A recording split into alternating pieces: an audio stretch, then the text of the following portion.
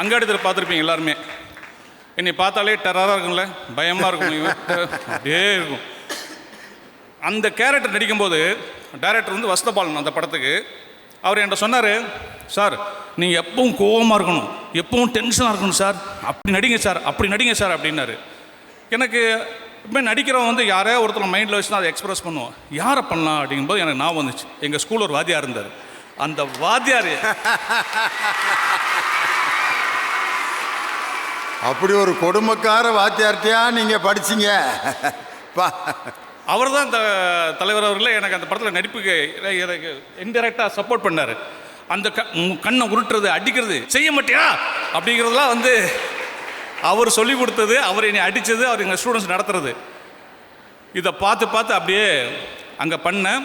இன்றைக்கும் எல்லோரும் என்னை பார்த்தா பயப்பட தான் செய்கிறாங்க. அதுவும் பொம்பளை பிள்ளைங்களாம் கிட்ட வரதே கிடையாது. அந்த கேரக்டருக்கு அப்படி ஒரு பேர். காலேஜ் படிக்கும்போது 3 அரியர்ஸ் விழுந்து போச்சுங்க. எல்லாத்துக்கும் அரியர்ஸ் விழுறது இயல்பு தானே. 3 அரியர்ஸ் விழுந்து போச்சு. கடைசி செமஸ்டர் நான் எழுதணும். இப்போ வந்து எங்கள் சித்தப்பா என்னை கூப்பிட்றாரு. எங்கள் சித்தப்பா யாருன்னா வாத்தியார், மறந்துடாதீங்க, எங்கள் சித்தப்பா வாத்தியார். அவர் பக்கத்து காலேஜில் வாத்தியார் இருக்கார். அவர் என்னை கூப்பிட்டு விட்றாரு. நான் போனேன்.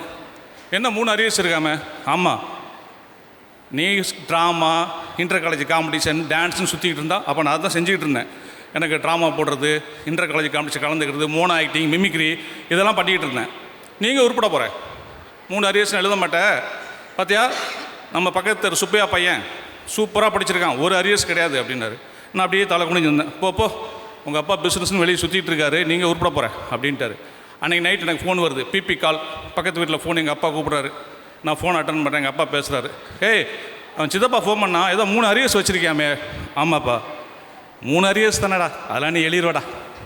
எப்படி 3 அரியர்ஸ் வச்சுருக்கேன், ஆனால் எப்படி எழுதிடுவாடா? லாஸ்ட் செமஸ்டர் 6 பேப்பர் இருக்குது. 6 3 9 பேப்பரை நீ எப்படியாவது எழுதிடுவாடா அப்படின்னு நட்பாக சொன்னார். பார்த்தீங்களா, அதுக்காகவே இரவு பகலாக படித்து எழுதி பாஸ் ஆனேன்.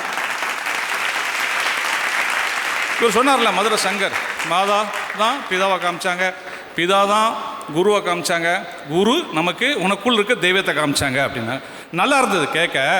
அப்போனா நீங்கள் என்ன செஞ்சுருக்கணும்? குரு, தெய்வம், பிதா, மாதா அப்படி தானே சொல்லியிருக்கணும். ஏன் மாதா பிதா குரு தெய்வம்னு சொன்னீங்க? மாதா பிதா தாங்க ஃபஸ்ட்டு, மற்றதெல்லாம் நெக்ஸ்ட்டு. அதனால தான் மாதா பிதா குரு தெய்வம்னு சொன்னாங்க. நல்ல வேலை, மற்றதெல்லாம் நெக்ஸ்ட்டுனாது சொன்னீங்க. மாதா பிதா தான் பெஸ்ட்டு, மற்றதெல்லாம் வேஸ்ட்டு அப்படின்னு சொல்லாம விட்டேன். நான் வந்து பூப்பறிக்க வருகிறோம் அப்படின்னு ஒரு படம் பண்ணேன். சிவாஜி சாருடைய லாஸ்ட் படம். நான் தான் டைரக்டர் அந்த படத்துக்கு. அப்போ எனக்கு சின்ன வயசு. நான் என்னுடைய 4வது படம் சிவாஜி சார் வச்சு டைரக்ட் பண்ண போகிறேங்கிறது எனக்கு ஆச்சரியமாக விஷயம். எனக்கே ஆச்சரியமாக இருக்குது. செட்டுக்கு போனால் சிவாஜி சார் வராரு. அப்படி என்னடா ரெடியா அப்படின்றாரு. எனக்கு பதன்னு இருக்குது. 4வது படம் பண்ணிகிட்டு இருக்கேன். இருந்தாலும் எனக்கு சிவாஜிங்கிற சிங்கத்தை வச்சு நம்ம ஏற்கிறமே அப்படின்னு பயம் இருந்துச்சு. படம் ஃபுல்லாக ஏற்க முடிச்சிட்டேன். படம் முடிஞ்சு சிவாஜி சார் பார்த்தாரு, கூப்பிட்டு பாராட்டினார். அப்போது என்னை வச்சு டைரக்ட் பண்ண உனக்கு ஏன்டா தோணுச்சு அப்படின்னு கேட்டார். நான் சொன்னேன், இல்லைப்பா, எங்கள் அப்பா உங்களோட பெரிய ரசிகர். எங்கள் அப்பா பேசுகிறது, நடவடிக்கை எல்லாமே உங்களை மாதிரியே இருக்கும். எங்கள் அப்பா என்கிட்ட சொல்லுவாங்க, நீ டைரக்டராக என்னென்னா சிவாஜி சார் வச்சு ஒரு படம் பண்ணுறான்னு. நான் இன்றைக்கி பண்ணிட்டேன் அப்படின்னு அவர்கிட்ட சொன்னேன். அந்த படம் எடுத்து முடிக்கிறப்ப எங்கள் அப்பா உயிரோடு இல்லை. ஆனால் எங்கள் அப்பா சொல்லிட்டு போனார் பார்த்தீங்களா, அந்த வாக்கு பளிச்சது. அதுதாங்க தோழமையாக சொல்கிற அப்பாக்கள். தோழமையோட பிள்ளைகள்கிட்ட நீங்கள் எதை சொன்னாலும் அந்த பிள்ளைங்க அதை நிறைவேற்றி காட்டும். இது அழிக்க முடியாத, தவிர்க்க முடியாத வார்த்தை. இதை அனுபவிச்சுதான் நான் சொல்கிறேன். உடஞ்சி போய் ஓரமாக உட்காந்தா அப்படி பக்கத்தில் உட்காந்து தோம்பில் கைப்படி, என்னடா பிரச்சனை உனக்கு சொல்லு, அப்பா இருக்கேன், அம்மா கிட்ட சொல்லு அப்படின்னு நமக்கு ஆறுதலாக நம்மளை அள வச்சு நம்மக்கிட்ட இந்த விஷயத்தை வாங்கி நம்மளை தெளிவுபடுத்துகிறாங்க பெற்றோர்கள். ஒன்றுமே இப்போ நம்ம உட்காந்து கூட என்ன ஒரு உட்காந்துருக்க, உங்களோட ஏதோ கல்மிஷன் தெரியுது அப்படின்னு நம்மளை உடஞ்சி போக வைக்கிறது யாருன்னா ஆசிரியர்கள்.